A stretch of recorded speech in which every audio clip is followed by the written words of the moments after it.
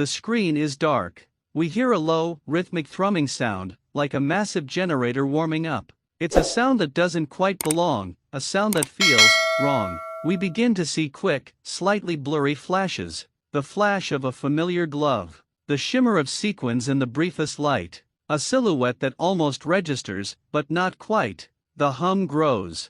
A single, echoing, distorted laugh cuts through the darkness. It's not a healthy laugh. It's him. You hear it too, don't you? A beat, that low hum? It's not just the static from the arena lights. It's not just the bass from the pre-show music. It's the sound of power. Raw, kinetic, slightly unhinged power. It's the hum of inevitability. And for weeks, months even, the WWE Universe has been trapped in a specific kind of silence. A silence waiting for a break. A silence waiting for a shock. Tonight, on Monday Night Raw, the silence isn't just broken. It's shattered. We've been living in the age of bloodline. Roman Reigns, the undisputed, the unparalleled, the tribal chief, his reign is a monolith. And behind that monolith, the man who moves the chess pieces. The man who smiles when others suffer. The man who holds the keys to the kingdom. Paul Heyman. Think back. Remember the arrogance? Remember the smirk? Remember how Paul, standing in the shadow of the tribal chief, would dismiss every challenger, every threat, every whisper of dissent with a flick of his wrist and a condescending word? He was the mastermind. The engineer. The one who orchestrated Roman's ascendancy and made sure that even when the lights were out, the gears were still turning. The bloodline was an unstoppable machine, and Heyman, he was the oil. But tonight, the machine. A beat, the machine is about to catch fire. Because the one man, the only man, who truly knows the machine, who understands its weaknesses, who has felt its gears grind against his own spirit, that man is not gone. He was never really gone. He was waiting. A beat, and tonight, the waiting is over. Get ready. Because WWE Raw is about to burn. We transition seamlessly to a massive, pulsating, slow-motion shot of the Raw arena. The lighting is dominated by intense reds and purples. We hear the thunderous roar of the WWE Universe, a collective cry of expectation and raw energy. Commentary kicks in, their voices high-octane and breathless, matching the speed of the visual montage. Good evening, Philadelphia. And welcome to Monday Night Raw. We are moments away from a night that will echo through the halls of WWE history. The tension in this building is absolutely electric. We know the main event is huge, but something is wrong backstage. Rumors are flying, whispers are turning into roars, and we are hearing that Roman Reigns, the tribal chief himself, is not in the arena. He's gone? How? Since when? We saw his bus. His security. Paul Heyman said everything was fine. That's the problem. When Paul Heyman says everything is fine, that's when you run for the hills. And look at him. Look at his face. The Wiseman looks like he's seen a ghost. We are minutes into the broadcast, and the structure of the bloodline feels unstable. What is he going to say? This is unprecedented. Paul, what is happening? Heyman's face. He raises the microphone to his mouth, but his hand is visibly shaking. He takes a breath, tries to regain his Wiseman composure, and forces that famous, slightly condescending smile onto his face, but it doesn't reach his eyes. Ladies and gentlemen,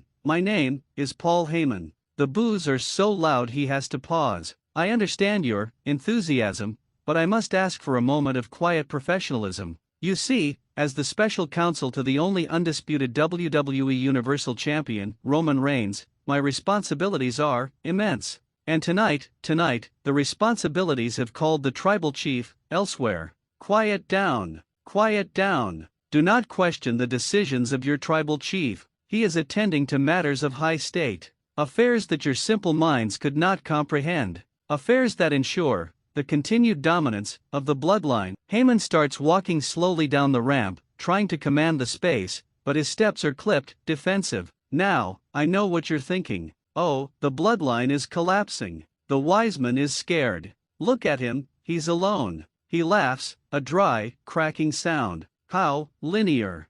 How predictable. How simple-minded. He stops near the bottom of the ramp. You think one empty chair means the kingdom is lost? You think my tribal chief is vulnerable? Please. This is chess, not checkers. And I have already won the game. His voice rises in classic Heyman theater. While Roman Reigns attends to business, I am here to ensure that Monday Night Raw continues to acknowledge the bloodline. I am here to oversee the destruction of whatever challenger dares to step into this ring. I am here to represent the power, the glory, and the inescapable truth that is Roman Reigns. He reaches the bottom, stepping onto the ringside mat, turning to look back up the ramp as if daring anyone, to come out. The commentary team can't contain themselves. Is he serious? He's daring them, when Roman isn't even in the state. Paul, this is insane. This is ego on another level. He thinks he is the Shield.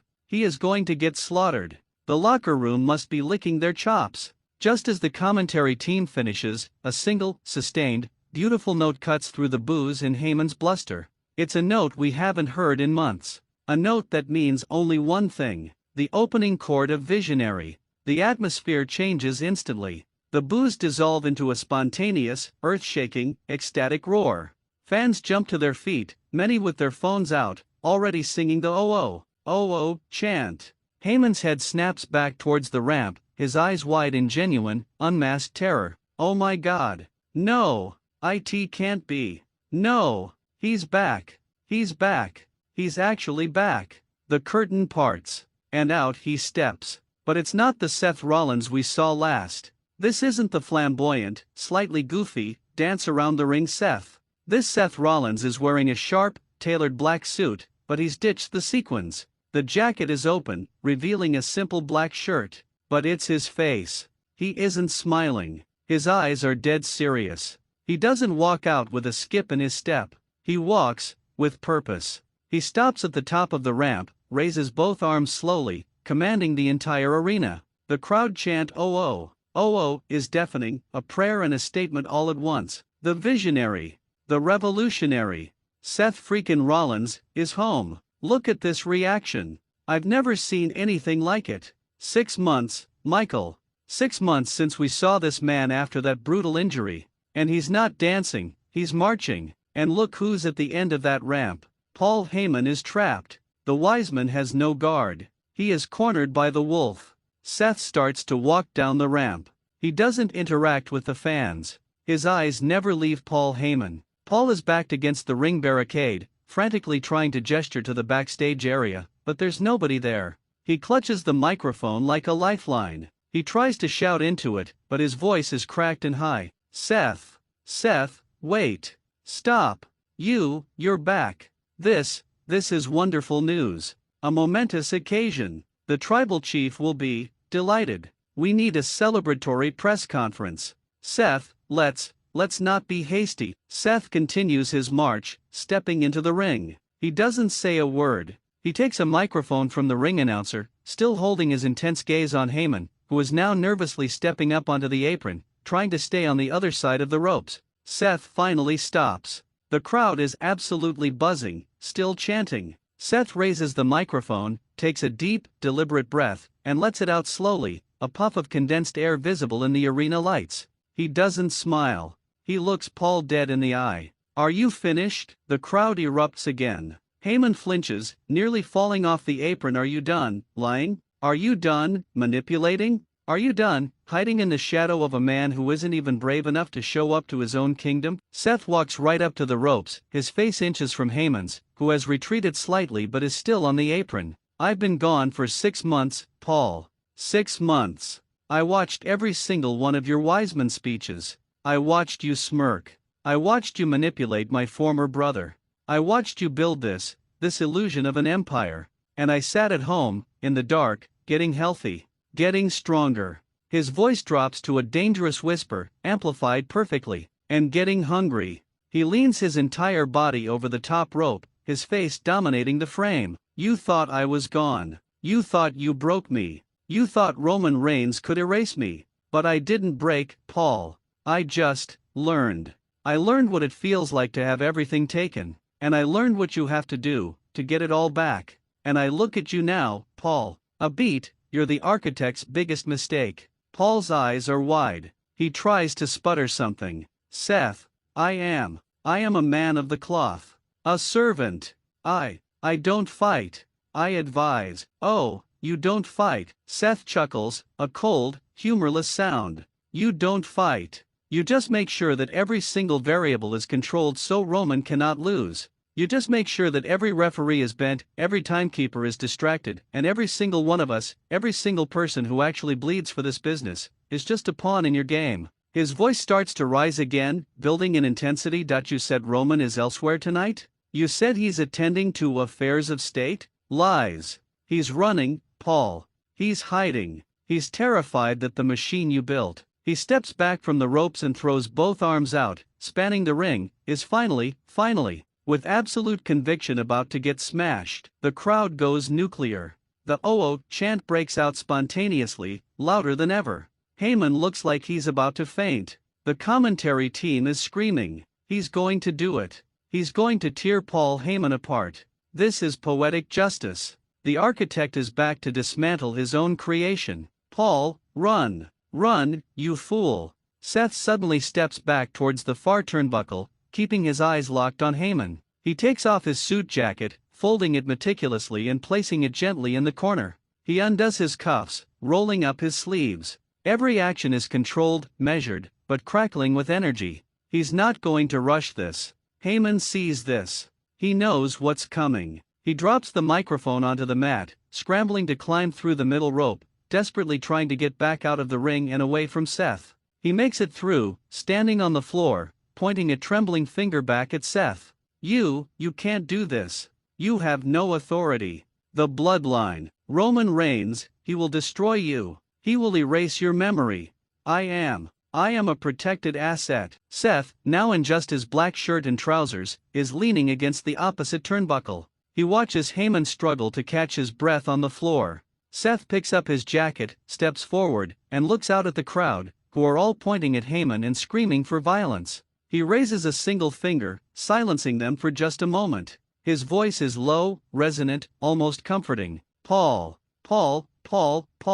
look at me. I'm not going to erase your memory. That's Roman's job. He's the one who needs to erase the past to believe in his own truth. His tone shifts, becoming sharp as glass. But I'm the present. And the wise man, the master of all variables. You forgot one very small, very important detail. He walks towards the edge of the ring, looking down at Heyman. You're here. And he's not. And in my ring. He steps completely onto the mat and approaches Heyman. There are no variables. There's just me. His voice is suddenly an octave higher, full of controlled rage. And you, Seth, with a speed that belies his suit trousers, moves to the side of the ring, hops the guardrail, and intercepts Heyman, who is trying to crawl away through the crowd. He grabs Heyman by his $1,000 suit jacket, pulling him upright. The commentary team is screaming, "Oh God! He has him! He has him!" Paul Heyman is at the mercy of the visionary. Seth doesn't punch.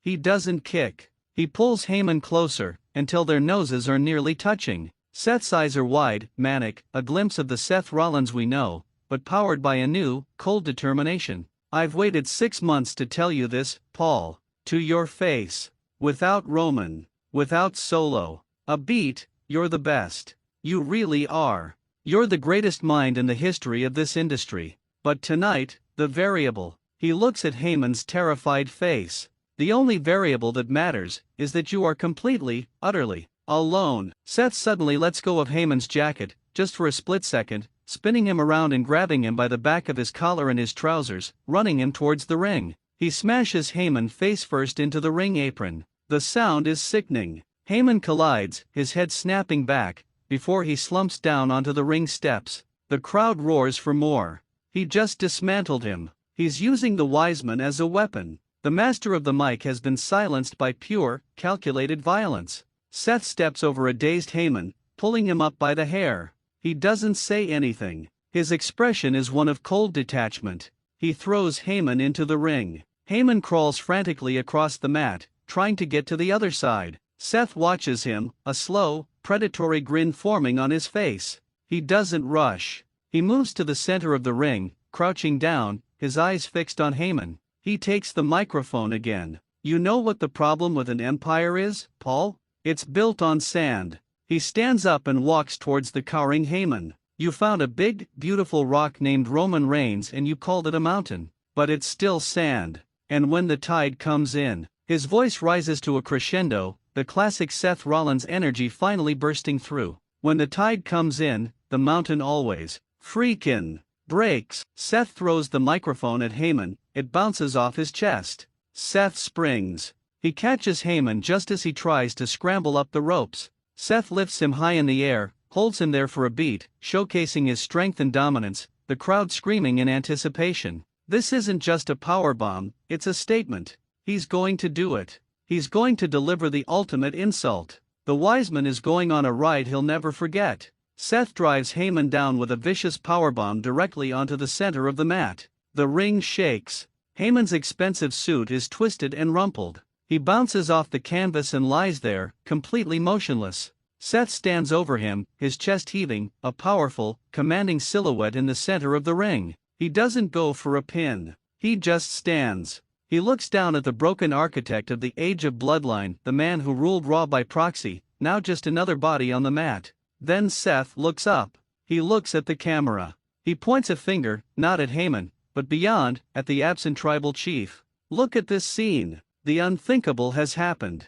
The Wiseman has been destroyed. Seth Rollins is standing on the ashes of the bloodline. The era of silence is over. The revolution has begun. Seth turns from Heyman, leaving him there. He moves to the far ropes, hopping onto the second rope, looking out at the fans. They are absolutely roaring. He holds up both arms again, this time not a silent command, but a shared victory. He finally cracks a smile, but it's not the manic giggle. It's a smile of deep, profound satisfaction. He throws his arms out, a silent challenge, a promise, and a celebration all at once. The crowd starts the "oh oh chant again, but this time, it's not just a song, it's an anthem. We transition seamlessly to a slow, panoramic sweep of the Raw arena. The lighting has turned from intense red to a vibrant, electric blue and purple. Fans are still on their feet, the energy palpable. The commentary team has shifted their tone to one of epic conclusion. Ladies and gentlemen,